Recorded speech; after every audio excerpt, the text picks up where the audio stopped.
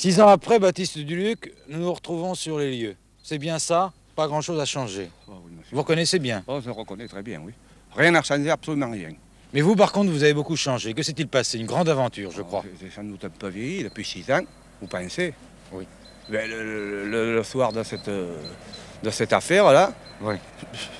quand personne n'a voulu me croire, je me suis endormi, j'étais chez moi, et puis quand je me suis réveillé, le lendemain, j'étais perdu, j'étais sur une planète.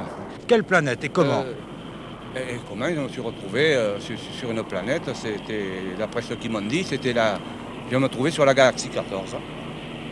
Et comment ça s'est passé ce voyage? Vous vous êtes rendu compte de rien? Oh, absolument de rien. De toute façon, là-haut, j'ai toujours été bien reçu, j'étais un invité. Oui. Il y avait- Comment était cette planète?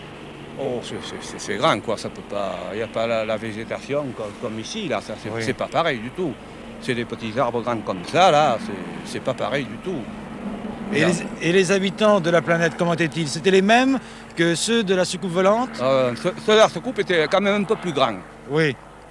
Les autres étaient plus petits, une petite race. Mais ils sont tous très gentils. Nous avons, autant vous le dire, beaucoup de mal à vous croire. C'est pour ça que nous vous posons beaucoup de questions, monsieur Baptiste Duluc. Mais comment se déroulait, par exemple, une journée sur la Galaxie 14? Ah, moi, je faisais rien. J'écoutais de la musique, des fois. Oui, quel genre de musique? Alors, c'est un peu du yéyé. Comment s'est fait alors ce retour sur la Terre, là, hier?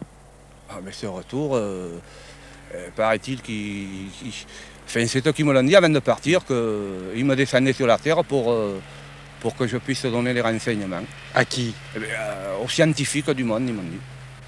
D'ailleurs, je crois que vous avez déjà pris, dès votre arrivée, plusieurs contacts, et c'est ce qui prouve, en fait, que tout ce que vous nous racontez là est vrai. Vous avez des contacts avec les plus éminents experts. Ah oui.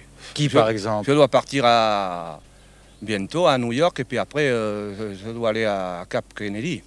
Oui. Je dois rencontrer le grand professeur Von Braun.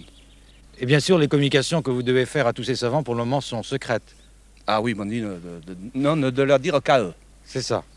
De ne pas le dire à personne d'autre. Mais vous verrez, ça va être confirmé. De toute façon, vous pouvez avoir confiance à ce que je vous dis.